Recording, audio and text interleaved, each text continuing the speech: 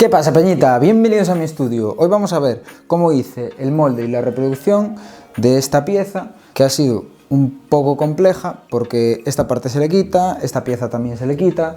Entonces vamos a aprender a hacer un molde en dos caras, aplicado con silicona, y cómo hacerle una reproducción en escayola y finalmente darle una pátina. Así que sin más dilación, ¡vamos al lío!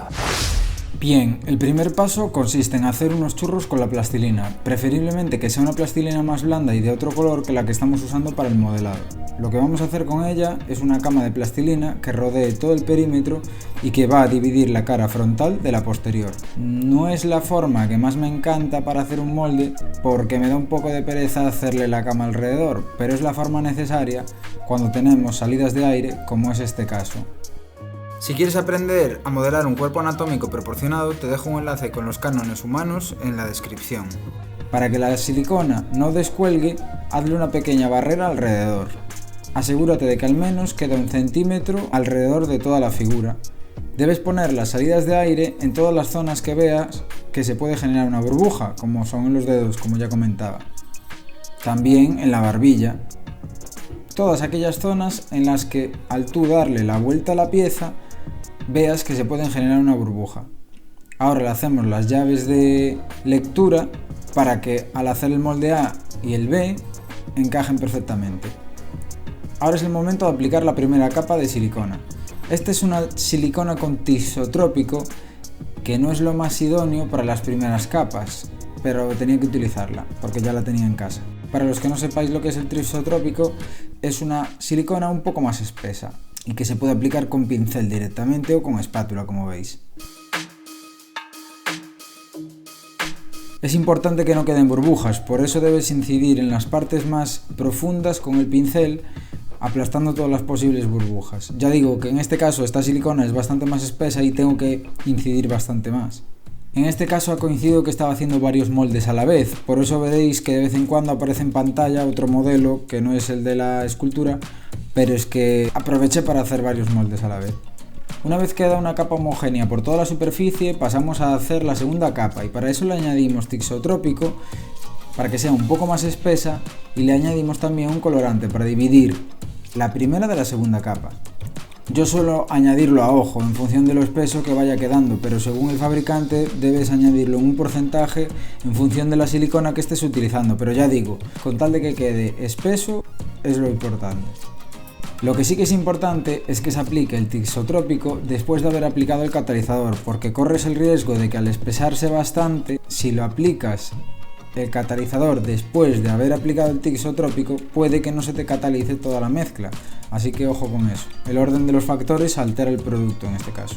En este punto le he colocado una cremallera que será la cremallera por donde vamos a hacer el corte para separar una cara de la otra, y para ello he reutilizado trozos de silicona de otros moldes que ya no utilizo, para hacerle un carril por el que después cortaremos para dividir las dos mitades. De este modo estamos ahorrando muchísimo material. Tenía pensado ponerle solamente 2 capas, pero se ha quedado bastante fina esta, entonces voy a aplicar una tercera capa de silicona. Como veis en este punto también he decidido reutilizar trozos para cubrir los huecos más profundos como las cavidades de los ojos de la calavera. Otra opción de ahorrar material sería colocarle esponjas en esos espacios que también funciona muy bien. Ahora toca hacer la parte que va a hacer que toda esta silicona no se mueva del sitio, lo que se conoce como madreforma o contramolde. Lo vamos a hacer en escayola. Lo primero que se hace es llenar la cubeta de agua hasta donde quieras y vas echando la escayola poco a poco hasta que se formen islitas. Vamos a ver.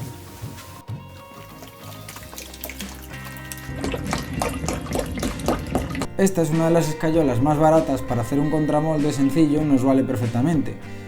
Pero con la que haremos la reproducción es una silicona más dura y algo más cara. A la hora de vertir la escayola, de lo que se trata es de ir virtiendo poco a poco en un estado líquido sobre la capa de silicona. Vamos a ir cucharada a cucharada siendo conscientes de cubrir toda la superficie de manera homogénea. Es importante que no te queden partes más finas que otras porque puede partirte por ahí. Entonces, para que esto no nos pase, vamos a ir por orden, asegurándonos de que toda la pared de escayola tenga un grosor uniforme. Pido disculpas por mi jarol en medio de la cámara, perdón, este cabezón me suele pasar malas jugadas. Ahora tocaría la parte grande, que es hacer la estructura, y para ello vamos a aplicar la misma técnica pero con la espátula. Como he hecho la misma tira de escayola, se me ha espesado un poco. No es lo idóneo echarlo así, pero tampoco es plan de tirar toda esta escayola. Así que metiéndole un poco más de caña y de velocidad, la idea es hacer la misma operación. Para ello tumbamos en horizontal sobre la mesa para que no descuelgue la escayola. No me mato mucho a hacer las formas del molde, plan que sean cuadrados perfectamente biselados ni nada, así que puede que en un futuro me cambie la idea de verlo, pero ahora me centro más en que sea funcional que en que sea un molde bonito. Pasamos con la cara B y la hacemos de la misma forma.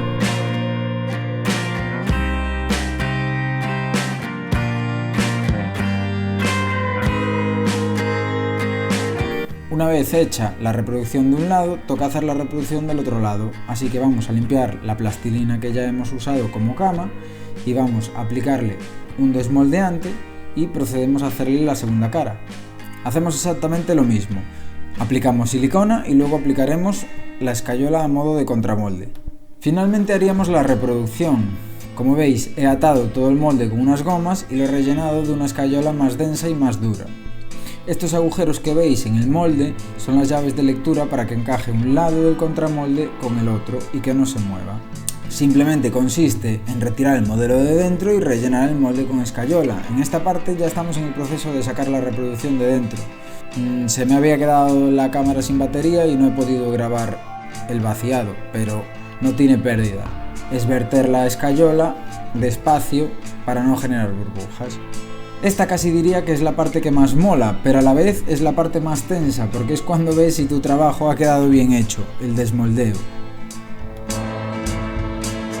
Si quieres ver el modelado completo de esta pieza, te dejo un enlace en la descripción y en los comentarios.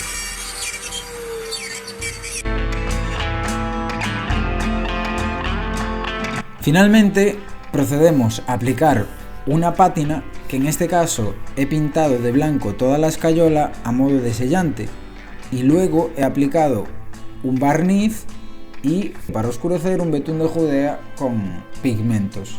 Después hay que dejar secar y con un trapo le restamos todo ese material extra de capa superficial para que haya un contraste guay entre la escayola y para que haya un juego de luces y sombras entre los diferentes volúmenes.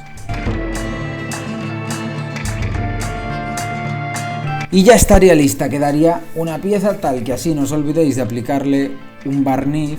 En este caso yo he utilizado uno que es bastante mate y me gusta bastante, no me gusta tanto que brille. Espero que os guste y que lo apliquéis en vuestras esculturas.